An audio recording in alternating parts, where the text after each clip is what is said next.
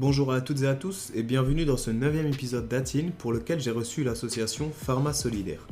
Pharma Solidaire, c'est une association qui lutte depuis 2019 contre le gaspillage des produits d'hygiène, de parapharmacie et des dispositifs médicaux. À l'origine de cette association qui ne cesse de s'agrandir depuis sa création, j'ai donc eu la chance de pouvoir discuter avec son président fondateur, Sami Taïb Boulafa. Sami, c'est un modèle de sérieux, d'optimisme, de quand on veut on peut. La preuve, il a décidé de se lancer dans la fondation et la présidence de Pharma Solidaire à côté de ses études de médecine. Autant vous dire que j'ai du mal à trouver des excuses pour pas travailler depuis notre entretien. Ensemble, on a discuté de Pharma Solidaire, de son quotidien, de ses projets, ses antennes qui fleurissent un peu partout dans l'Hexagone, mais aussi de l'inégalité aux soins, des déserts médicaux, des mesures gouvernementales sur le sujet, et bien sûr du gaspillage pharmaceutique et de ses chiffres démesurés. Saviez-vous par exemple qu'en France, chaque année, c'est 630 millions d'euros de produits qui sont détruits? J'espère que l'épisode vous plaira. Bonne écoute! Bonjour à toutes et à tous et bienvenue dans ce 9e épisode d'Atine. Dans cet épisode, je suis en compagnie de Sami Taïb Boulafa. Bonjour Sami. Bonjour Tanguy. Sami, tu es président de l'association Pharma Solidaire. Mais avant d'en parler, est-ce que tu peux te présenter, ce que tu fais dans la vie, etc.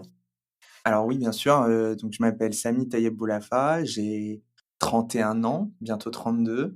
Je suis pharmacien de formation, puis j'ai repris mes études, maintenant je suis interne en médecine, donc baby docteur dans une spécialité qui s'appelle la médecine interne, qui parle plus facilement quand on dit Doctor House, les maladies un petit peu bizarres.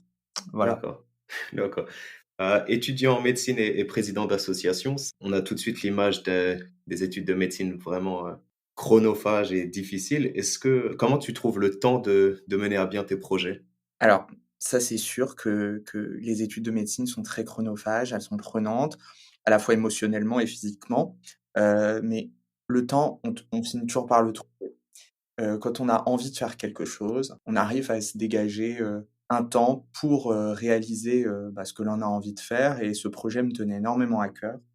Je dis pas que c'est facile tous les jours, mais on y arrive quand même et puis je suis, heureusement entouré de personnes, qui m'épaulent et qui m'aident énormément. On va en parler. Est-ce que tu as été membre d'associations avant Pharma Solidaire?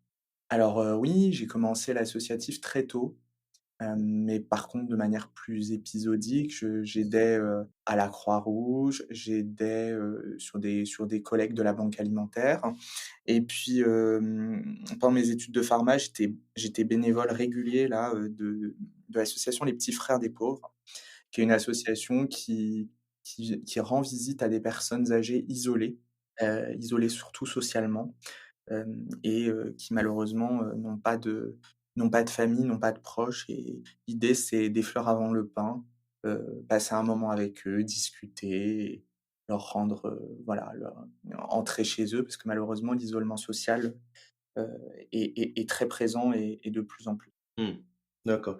D'ailleurs, tu parlais donc de tes engagements associatifs. Comment le bénévolat, l'associatif, la solidarité, comment c'est entré dans ta vie? Est-ce que c'est plutôt par une éducation ou un événement qui t'a fait entrer dans ce milieu?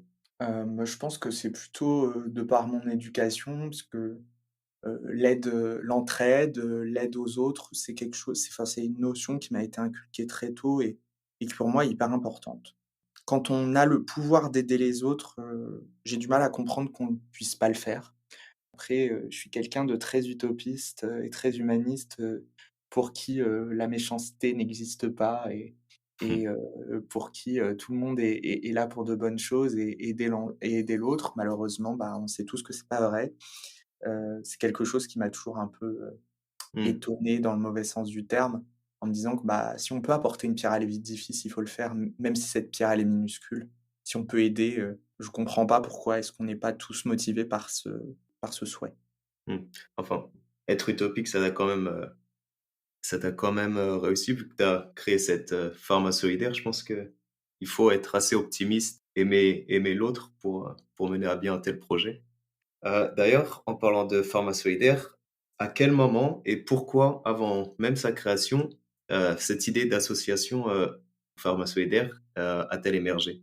Alors en gros, c'est assez facile, hein, c'est assez simple à expliquer. quand, j'étais étudiant, enfin je suis pas issu d'un milieu très aisé, donc je travaillais beaucoup, et je faisais des remplacements en pharmacie. Et pendant mes remplacements, en fait, il m'a été amené de travailler sur les champs. Les Champs-Élysées est censée être la plus belle avenue du monde, qui Mmh. m'a un petit peu, dégoûté de l'humanité malheureusement parce que j'y ai vu des choses qui m'ont beaucoup marqué, et entre autres, des gens qui n'avaient aucune notion de l'argent et qui venaient à la pharmacie, qui achetaient des milliers d'euros de produits. Et ces gens-là, bah, il faut les flatter, donc il faut leur donner des échantillons de produits pour qu'ils en achètent encore plus. Et pour moi, c'était une hérésie de sortir du boulot, de prendre le métro, j'habitais à ce moment-là, dans le Val-de-Marne, en banlieue, et je voyais énormément, de gens en difficulté sur ma route, et je me disais: «Mais c'est pas possible. On donne des échantillons à des gens qui n'ont absolument pas besoin». Par contre, et des produits, je passe les produits, hein, je parle juste d'échantillons de base, parce que Mmh. c'est comme ça que ça a commencé. Mais je me disais: «Mais ces produits-là, ces gens, ils en ont rien à faire». Par contre, des sans-abri qui n'ont pas de quoi se nettoyer, se laver, des femmes que je croisais dans le métro, et je me disais: «Bah, ces femmes-là, elles ont plus de dignité». Et ben, les échantillons de parfum qu'on donnait à des gens qui étaient richissimes et qui n'en avaient absolument pas besoin, bah, leur destination, elle me paraissait beaucoup plus juste, pour ces gens en difficulté, et c'est comme ça que ça a commencé. Mmh. Enfin, ça veut dire que plus les gens achetaient, plus ils avaient d'échantillons? C'était un peu le panier, c'était ce qui leur était offert? Oui, exactement, c'est ça. En fait, en gros, les échantillons, en pharmacie, on les donne souvent aux gens qui achètent beaucoup. C'est un peu une, réflexion purement commerciale, mais qui est en fait un peu stupide, parce que les gens qui achètent beaucoup, bah, on leur donne des échantillons pour acheter encore plus. Oui, il y a une logique commerciale, mais ces Mmh. gens-là, ils en ont pas besoin de ces produits, et s'ils veulent essayer des produits, ils peuvent acheter le flacon, ils peuvent sentir le testeur, et ils n'ont pas besoin, de ribambelle d'échantillons. Par contre, ces échantillons, heu, ils avaient leur utilité, notamment pour les sans-abri, et ils l'ont toujours, parce que même avec l'ampleur qu'a pris l'association, on continue à récupérer des échantillons, et les petits formats, c'est hyper utile pour les maraudeurs Mmh. et pour les sans-abri parce qu'ils peuvent pas porter des gros flacons avec eux, donc ils ont D'accord, toujours un public cible intéressant. d'accord. Et donc, en me renseignant, j'ai vu que ça t'a choqué, comme tu as dit, ça t'a marqué et donc tu as fait une sorte de projet Robin des Bois où tu allais, tu prenais des échantillons et tu les redistribuais aux plus démunis. Est-ce que c'est correct? Ouais, tout à fait, bah, c'est un de tes confrères qui m'avait surnommé lors d'une interview, le Robin des Bois des pharmacies. Bah, c'était vrai, hein, en fait, je le faisais un peu discrètement, mais tout le monde prenait des échantillons pour soi, pour sa famille. Puis, je me disais: «De toute façon, au final, ils finissaient par être jetés parce qu'ils périmaient». Et donc j'ai commencé comme ça, ouais, à piocher un peu dans les échantillons des pharmacies dans lesquelles je travaillais, et j'en faisais des petits paquets, que je mettais dans des sacs de congélation zip, et que je distribuais aux sans-abri que je croisais dans la rue. Et ouais, c'est comme ça qu'est né Pharma Solidaire, alors qu'il s'appelait avant Pharmacien Solidaire. On a changé de nom pour être un peu plus inclusif, parce que les gens pensaient que c'était réservé aux pharmaciens, mais non, pas du tout. Mmh. On est très ouvert, et donc d'où la nouvelle dénomination de Pharma Solidaire. Bon, qui a maintenant D'accord, quelques années. d'accord, parfait. Donc avant d'entrer dans le vif du sujet et de parler de pharma solidaire, donc on va recontextualiser un peu. Donc tu as parlé de gaspillage d'échantillons, notamment parce que on les offre à des personnes qui en ont rien à faire et parce qu'ils périment, quand on les utilise pas. En prenant plus large, est-ce qu'on a une idée de combien de produits, sont gaspillés chaque année? Alors, les estimations, elles sont variables. En tout cas, avant la loi AGEC qui est rentrée en vigueur, 1er janvier 2022, qui interdit la destruction des produits non alimentaires, on avait une estimation d'environ 630 millions d'euros de produits jetés chaque année. Non alimentaires, c'est-à-dire tout, enfin, que Mmh. ce soit la cosméto ou même plus large que ça. Après, pour avoir un autre chiffre, qui est bien représentatif, il faut se dire qu'à chaque étape de la production et de la commercialisation, de la distribution d'un produit, il y a environ 1 de destruction, Mmh. à chaque échelle. Même nous, à la fin, en tant qu'association, on récupère ce pourcent. Alors, on est peut-être à un petit peu moins d'1%, mais même nous, il y a des produits on n'arrive pas à distribuer et le chiffre de 1%, il est vraiment très juste. Il faut se dire qu'à chaque étape d'un produit, on en perd 1%. Maintenant, les industriels n'ont plus le droit de détruire le non alimentaire. Ils sont censés le donner, sous peine d'amende assez élevée, mais tout le monde ne le fait pas encore. Ouais, d'accord, c'est ce que j'imagine qu'il y a des entreprises, qui ne recyclent pas ou qui ne redonnent pas, leurs invendus, mais est-ce que vous avez trouvé des entreprises qui vous aident? Est-ce que vous avez des partenaires? Alors oui, on en a aujourd'hui une vingtaine. On a une vingtaine de laboratoires, donateurs, industriels, et il y en a de plus en plus. Donc ça, c'est une super nouvelle. Hem, L'idée, de l'anti-gaspi solidaire, plaît, donc ça, c'est plutôt sympa. Mmh. Mais, effectivement, il y a de plus en plus de développement de solutions anti-gaspi, que ce soit à la vente ou au don qui se développent et donc ça, c'est une bonne nouvelle. C'est une super bonne nouvelle. D'accord et moi j'avais écrit sur mon plan gaspillage pharmaceutique. Est-ce que c'est le bon terme ou est-ce que pour le gaspillage des produits, en pharmacie, il y a un autre terme ou plusieurs catégories? Vous avez dit gaspillage cosmétique, comment vous décrivez votre action?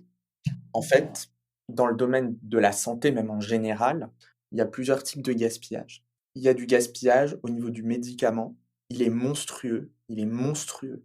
On jette on jette des milliards d'euros de médicaments chaque année. Malheureusement, le médicament, on n'a pas trop de champ d'action parce que ce n'est pas autorisé par la loi. Parce qu'il y a aussi une question de D'accord. traçabilité et de sécurité. Mais les Mmh. médicaments, c'est monstrueux. Mais malheureusement, on n'y peut pas grand-chose. Ça, c'est la première chose. Ensuite, dans le domaine de la santé, il y a tout ce qui est matériel médical. Ça, c'est l'exemple, par exemple, des fauteuils roulants, des cannes, des déambulateurs, des attelles que les gens récupèrent à chaque fois qu'il y a un accident, qui se font rembourser à l'achat et Mmh. en fait qui gardent dans un fond de placard, qui n'est jamais réutilisé. Donc ça, c'est le deuxième champ, de produits qui, eux, peuvent être sauvés.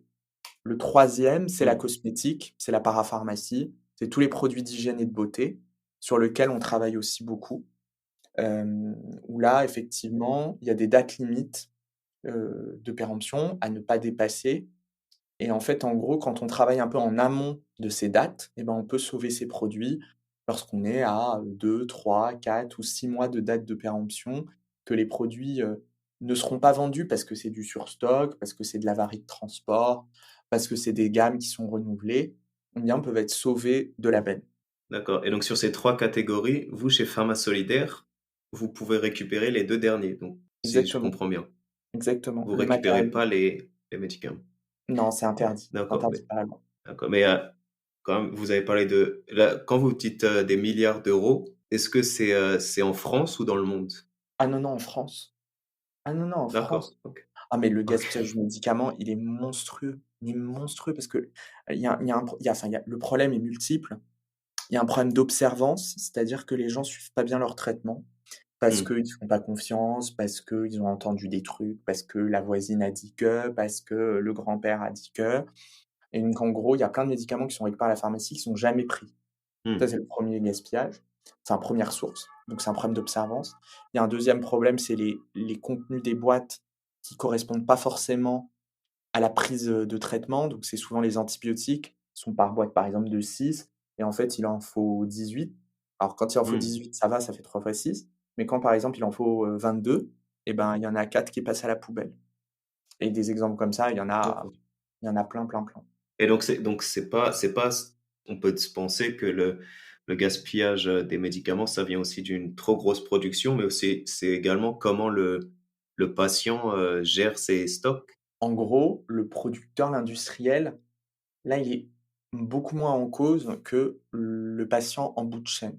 Enfin, tout le monde est un peu fautif, dans le gaspillage, mais il y a des choses qui sont pas forcément contrôlables. Là, tu soulèves une question hyper intéressante, c'est celle de dispenser les médicaments à l'unité, comme les pays anglo-saxons le font. Donc en fait, en gros, si tu as besoin de 13 comprimés, bah, tu vas récupérer 13 comprimés, et pas un de plus ni un de moins. Alors ça Mmh, pose des soucis qui sont qui dépassent, complètement, notre champ de l'imaginable parce que c'est des questions à la fois financières, des questions de rémunération, à la fois des intermédiaires, du producteur, du pharmacien. C'est en train de changer, mais je pense pas que ce sera encore pour demain et les gens, les Français sont très attachés à leur boîte de médicaments. C'est aussi dans la Mmh. culture, hein, donc je pense pas qu'on y arrivera, très rapidement. On y arrivera peut-être, mais pas tout de suite. D'accord. Quand tu dis: «C'est en train de changer», c'est-à-dire que c'est les industriels qui essayent de trouver une solution ou c'est des mesures gouvernementales qui appuient sur, qui font pression pour qu'il y ait, du progrès sur ce point-là? Alors, la réponse elle est multiple. À la fois les industriels qui adaptent leur forme aux recommandations. Donc, par exemple, l'antibiotique, c'est normalement, 6 jours pour, je sais pas moi, une angine à strepto et donc en gros, ce sera des boîtes par multiple de 6. Le problème ou 14 pour, les infections dentaires parce que c'est 7 jours. Mmh. Le problème, c'est qu'il y a une prescription qui colle pas forcément à ces recommandations. Parce que chaque personne est différente et parfois, l'infection, elle va un peu plus traîner, donc il va falloir rallonger un peu le traitement et là, ça collera plus avec les boîtes. Ça, c'est la première chose. Mmh. La deuxième, c'est que la rémunération du pharmacien, elle a changé et elle n'est plus, à 100 basée sur la boîte. Avant, le pharmacien était payé à la boîte. Maintenant ça a changé.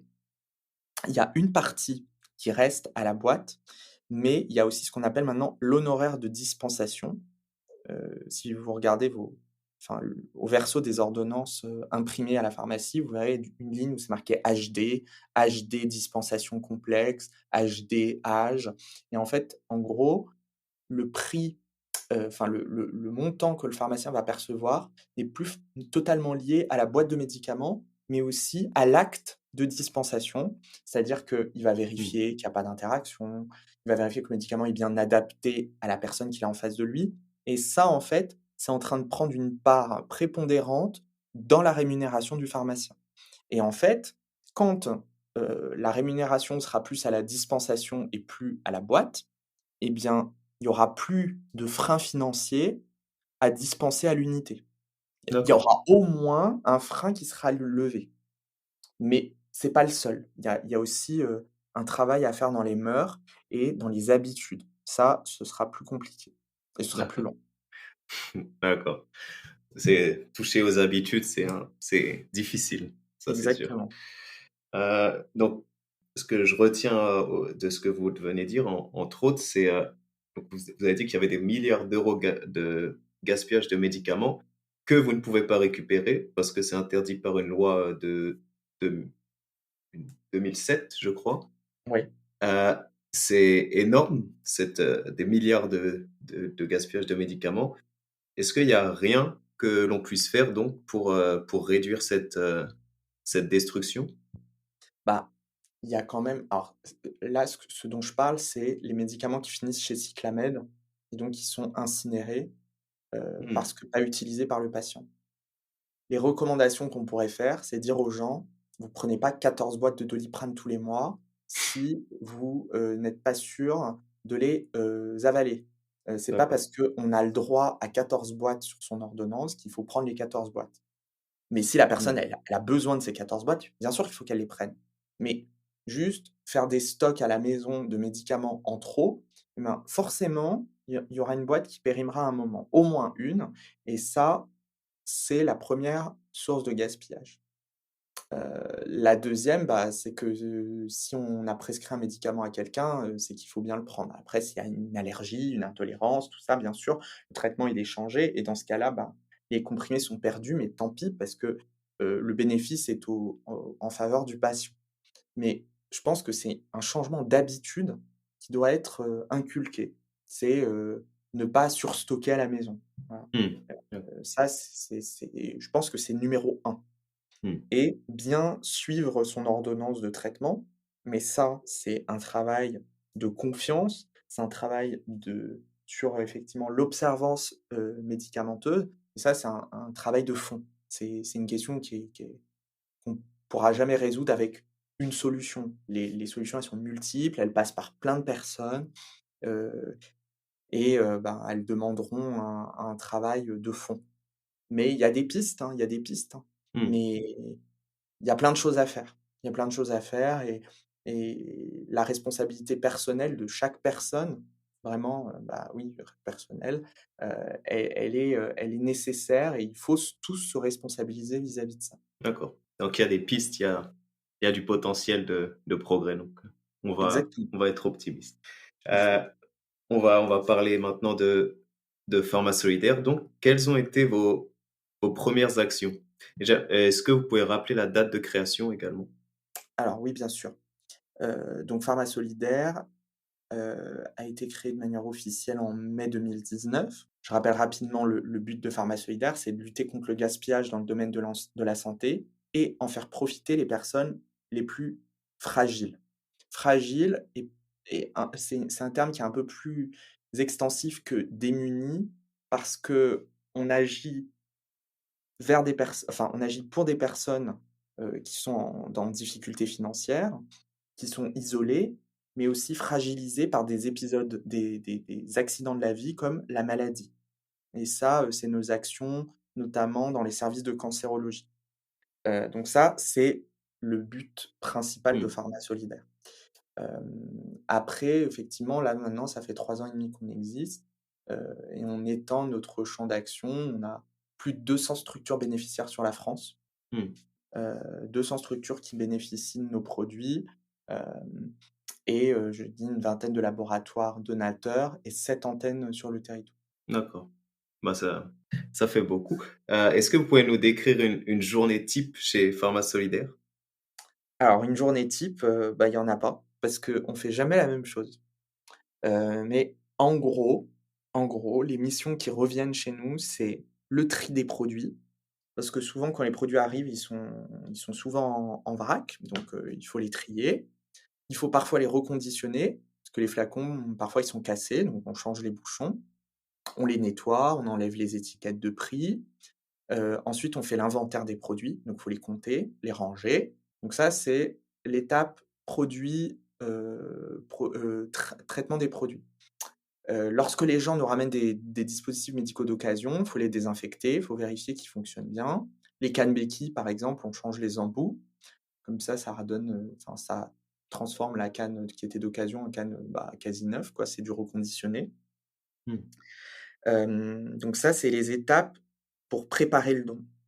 Ensuite, il y a les préparations de commandes des associations bénéficiaires et en période de fête, la préparation des colis pour les fêtes. Donc là, cette année, on va essayer de monter à 3 000 paquets, pour les centres d'hébergement d'urgence, les structures d'accueil qui travaillent avec nous et également les EHPAD publics, pour, ben, apporter un petit peu de bonheur à des gens qui sont très isolés. d'accord. Et vous redistribuez autant, à des associations qu'à des particuliers? Alors, on ne redistribue pas aux particuliers parce qu'on n'en a pas la capacité. On n'est D'accord. pas encore assez nombreux pour pouvoir accueillir les gens directement. Par Mmh, contre, on donne aux associations, on donne à des structures publiques, on donne à des centres d'hébergement de municipalités, qui accueillent des gens, on donne à des hôpitaux, aux services enfin, qu'on appelle permanence d'accès aux soins, qui accueillent des gens qui n'ont pas de sécurité sociale. Hem, mmh, donc mais on ne distribue pas directement aux gens parce qu'on n'en a pas la capacité actuelle. d'accord. Donc, si on fait une sorte d'exercice pratique, si j'ai un fauteuil roulant dans mon garage et que j'en souhaite en faire don à Pharma Solidaire, premièrement, est-ce possible et comment je procède? Alors oui, c'est tout à fait possible et c'est avec grand plaisir parce qu'on en a toujours besoin. En gros, il faut aller sur le site pharmasolidaire.com. Il faut chercher l'antenne la plus proche de chez soi. Alors, quand il y en a pas encore, bah, j'espère qu'elle apparaîtra bientôt. Et ensuite, il faut contacter le référent local, qui est indiqué sur la carte. Lui passer un petit coup de fil ou lui envoyer un message, un SMS ou un mail en disant: ben voilà, j'ai un fauteuil roulant à donner, comment est-ce qu'on peut s'organiser? Et en gros, soit, la personne le dépose, à l'antenne, soit, on passe le récupérer quand c'est possible. D'accord. Et j'ai vu que vous avez différentes antennes, d'ailleurs, que ça s'agrandit. J'ai eu pas mal d'ailleurs de petites brochures, d'articles, locaux et donc ça fait plaisir. J'imagine que ça doit vous faire plaisir, également de pouvoir se rendre utile dans le plus de lieux possible. Est-ce que vous pouvez nous expliquer, on sait jamais, peut-être que des pharmaciens nous écoutent, comment se passe la création d'une antenne? Est-ce que c'est les pharmaciens locaux intéressés qui vous contactent ou bien ça vient de vous, l'idée de s'implanter, à un endroit ou un autre? Pour l'instant, heu, pour l'instant, on on accueille, les pharmaciens qui veulent nous rejoindre. On va un petit peu changer de process, bientôt et on va lancer une grande campagne de recrutement, à la fois de bénévoles, mais aussi une campagne de création d'antennes. Puisqu'il y a des territoires sur lesquels on n'est pas encore implanté, notamment dans l'est et dans le nord de la France. Donc là, on va lancer cette campagne, j'espère assez vite. Mais dans l'attente, effectivement, s'il y a des gens qui veulent se lancer dans l'aventure, pas forcément pharmacien, la seule condition que l'on donne, c'est d'être professionnel de santé. Donc la personne, elle peut être infirmière, kiné, médecin, pharmacien, dentiste. L'idée, c'est d'avoir un peu la connaissance des produits. C'est la garantie qu'on donne, nous, aux associations, et aux donateurs surtout, pour leur garantir, bah, qu'on connaît les produits qu'on récupère, qu'on en prend soin et que on les traite avec une rigueur qui est celle d'un professionnel de santé. Et en gros, ben, si quelqu'un veut se lancer dans l'aventure, ben, nous, c'est avec grand plaisir, que ce soit bénévole petite main ou pour créer une antenne. Il y a pas de souci, il suffit de m'envoyer un petit message et on y répondra rapidement. Mmh. D'ailleurs, vous avez parlé du nord et de l'est de la France, où vous êtes un peu moins implanté. On entend souvent parler des déserts, médicaux. Est-ce que, pour l'instant, vous êtes implanté plutôt dans des grosses villes ou il y a aussi des villes moyennes et voire, petites villes? Alors, il y a, on est principalement dans des grandes villes, mais on est aussi dans des villes beaucoup plus petites, notamment on a une antenne à Tours. Donc Tours, c'est une ville, on va dire, moyenne, enfin, ça reste quand même une grande ville. Mmh, Ensuite, on a une antenne, alors la plus petite antenne, c'est l'antenne qui est à côté de Béziers, enfin, qui est à 1 heure de Béziers, qui est dans un petit village, de l'Hérault, qui est entre Béziers et Montpellier. Donc, c'est une antenne qui travaille beaucoup malgré, le fait qu'elle soit dans une petite ville, heu, même dans un village, je dirais même. Heu, on a aussi une autre antenne à Montélimar, donc, Montélimar, c'est une ville moyenne. Après les plus grosses antennes, c'est Paris, Toulouse, hem, Nantes, qui sont des Lyon, oui Lyon, j'allais oublier, mais, mmh, donc qui sont des grosses villes et donc des antennes qui travaillent beaucoup plus. d'accord. Combien de membres, en comptant, tous les membres de l'association, combien de membres comporte Format Solidaire? On est une trentaine de bénévoles actifs avec un fichier d'un peu plus. Alors c'est toujours comme ça, on a toujours un petit delta, mais, Mmh, heu, on doit avoir une soixantaine de personnes inscrites, une trentaine, que l'on voit, de manière très régulière, d'autres un petit peu moins souvent, mais c'est pas grave, on est toujours preneurs. mmh, Et bah, oui, l'idée, c'est quand même d'aller en augmentant ce nombre parce qu'on a toujours des choses à faire. On a toujours besoin d'aide. Donc, j'en profite, je profite de cet échange pour, bah, lancer un petit appel, si des gens sont intéressés par la thématique, on n'est pas forcément, alors les bénévoles, ils sont pas forcément du milieu de la santé, hein. mmh, Ils sont d'accord, ouais, de tous horizons. Alors la seule condition, c'est la création de l'antenne qui doit être faite par un pro de santé. Mais après, les bénévoles, ils viennent vraiment de tout milieu, professionnel. C'est facile de nous aider et il n'y a pas besoin, d'être professionnel de santé pour le faire. d'accord, oui, c'est important, savoir que l'antenne doit être créée par un professionnel de la santé, mais on peut rejoindre, si on a envie, même si on n'est pas du tout de ce milieu. Exactement, Donc, même si vous n'êtes pas professionnel de la santé, appelez un ami qui l'est et créez une antenne. exactement. Ça peut être une idée. Pouvez-vous nous donner quelques succès accomplis avec l'association, quelques étapes dont vous êtes, fiers? Alors, oui, alors on a eu des actions qu'on a appelées un peu coup de cœur. Bah, c'est notamment les actions qu'on a fait dans les EHPAD publics de la ville de Paris, où on a, cet été, apporté, des milliers de paquets, aux personnes âgées qui sont hébergées dans ces EHPAD. Donc ça, c'était vraiment sympa. Les actions qu'on fait pour les femmes victimes de violences, c'est toujours aussi très émouvant. Et l'Ukraine parce que l'Ukraine, c'est la guerre à nos portes, où on a envoyé plus de 15 tonnes de matériel, médical et de produits d'hygiène de première nécessité. Et ça, c'est beaucoup, donc c'est pas seulement local, c'est vraiment, Alors, vous rendez disponible, ouais, après c'est les coups de cœur, comme vous avez c'est dit, ça, mais c'est vous ça. vous rendez disponible autant que vous pouvez. Oui, exactement, c'est ça. Alors, on privilégie quand même le circuit court, les actions locales, mais on peut, intervenir à l'international, de manière ponctuelle si nécessaire. D'accord, parce que pour l'instant, vous êtes basé seulement en France? Oui. D'accord, et il y a pas peut-être, des pharmaciens belges ou suisses qui vous ont contacté, Alors pour pas le encore. moment? On a été contacté par, une association grecque avec qui on a D'accord. un peu échangé, parce qu'ils font un peu les mêmes choses que nous, mais eux, ils agissent sur le médicament parce qu'ils ont le droit de le faire.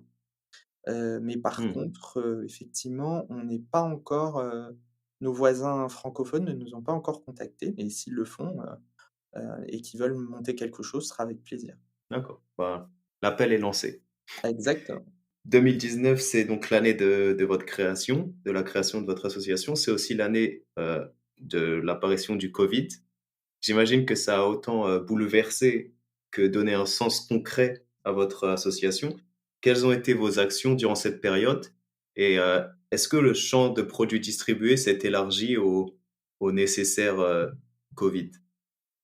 Alors, c'est une très bonne question. Alors le covid, il a été Un un «tremplin» entre guillemets pour l'association parce que, on a mené, des actions qui ont été d'envergure, et notamment, et ça, c'est ça qui nous a un peu propulsés, c'est la distribution de lait, aux mamans, en difficulté.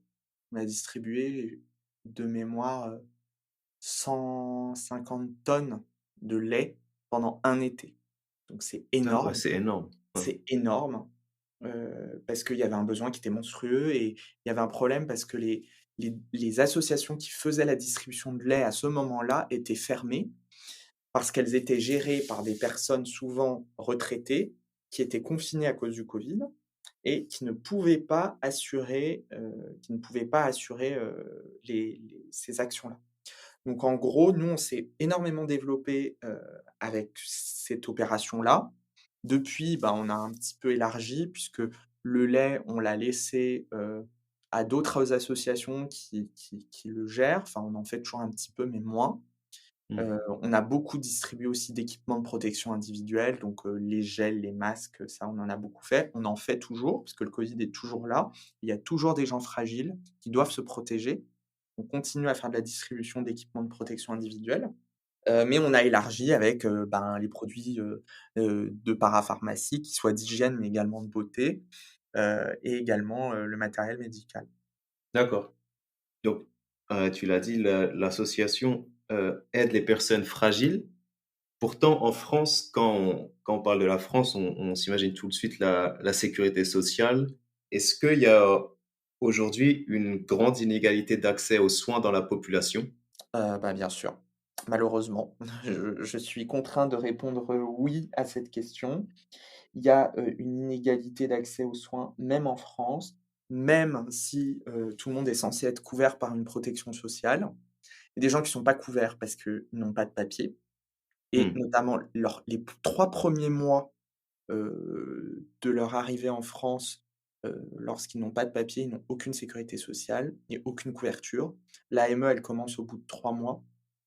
L'AME, mmh, c'est l'aide médicale d'État. Il faut savoir que les gens qui ont l'ancienne CMU, qu'on appelle maintenant ACS, et PUMA, c'est des gens qui ont des aides pour leur complémentaire santé.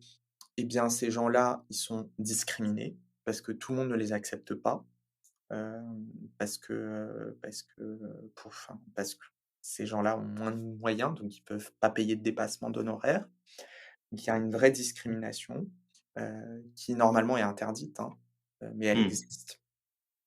Et puis, tu en as parlé tout à l'heure, mais il y a des déserts médicaux et le fait d'être dans un désert médical, malheureusement, même, dans la capitale, il y a, enfin, elle est considérée comme désert médical puisque le nord parisien est très, très mal pourvu en médecins. Donc, ça sert à rien de dire, il y a un désert médical dans la Creuse. Oui, la Creuse est un désert médical, mais les grandes villes sont devenues aussi des déserts médicaux parce qu'il y a de moins en moins de médecins. Et la tendance va se poursuivre dans les prochaines années et il va y avoir beaucoup de retard pour combler ce déficit. Mmh. On va mettre beaucoup d'années à remonter la pente et on on va perdre en professionnels de santé encore dans ces futures années. Donc ça, bien sûr, c'est un facteur d'inégalité d'accès aux soins. D'accord. On peut être autant optimiste et utopiste tant qu'on veut, il y a quand on est parfois rattrapé par la réalité. Pharma Solidaire, en tout cas, va avoir, de belles années, malheureusement. On peut c'est assez, contradictoire, mais On aimerait bien disparaître, hein. ouais, Si Pharma Solidaire disparaît, c'est qu'il n'y a plus de gaspillage et qu'il n'y a plus d'inégalité de soins. Malheureusement, je pense que c'est pas pour demain. Donc, malheureusement. On va parler de vos projets futurs. Est-ce que vous avez des objectifs, pour l'année 2023, disons, dans un futur proche? alors, les objectifs de l'association, bah, c'est de se développer, au niveau national, d'avoir plus d'antennes, d'avoir plus de bénévoles, d'augmenter aussi le nombre de partenaires donateurs pour couvrir tous les besoins, parce qu'il y a encore des besoins qui ne sont pas encore bien pourvus. Donc, c'est aussi un appel, hein, j'en profite. Les gens qui auraient des liens avec des laboratoires pharmaceutiques qui ne travaillent pas encore avec Pharma Solidaire, faut pas hésiter à nous contacter. On sera ravis, de nouer un partenariat. Hem et également, ben, on en a parlé tout à l'heure, l'ouverture d'antennes locales dans des lieux où on n'est pas encore. Donc on arrive à la fin de cet entretien. Est-ce qu'il y a une question que tu aurais aimé que je te pose? C'est une question, intéressante et difficile. Qu'est-ce que j'aurais bien voulu, une question à laquelle j'aurais bien voulu, répondre, enfin, c'est compliqué, c'est compliqué. Hem, Bah, peut-être en posant une question plus ouverte, pourquoi c'est important au final ce que, Pharma Solidaire, fait aujourd'hui? Pourquoi il faut que Pharma Solidaire existe? Pourquoi c'est important? Parce que le gaspillage existe encore, même si les industriels font énormément d'efforts pour lutter contre, vraiment. Tout le monde est engagé, donc ça, c'est super. Les politiques RSE sont de plus en plus nombreuses, donc ça, c'est une très bonne nouvelle. Mais il y a encore des choses à faire et on est là pour aider. On est là pour aider. On n'est pas là pour taper sur les gens, on est là plutôt pour trouver des solutions. On est plus dans un aspect positif de recherche de solutions à des problématiques plutôt que de, critique et de vision négative. Donc, ça, c'est la première chose. La deuxième, c'est parce que malheureusement, on l'a dit, il y a encore des inégalités, de santé avec, des problèmes d'accès, notamment aux produits de santé qui sont pas remboursés, des produits de parapharmacie qui peuvent aider à des prises en charge. Donc là, on sera là pour aider, ces gens-là avec grand plaisir et j'espère un jour, qu'on n'aura plus besoin de nous.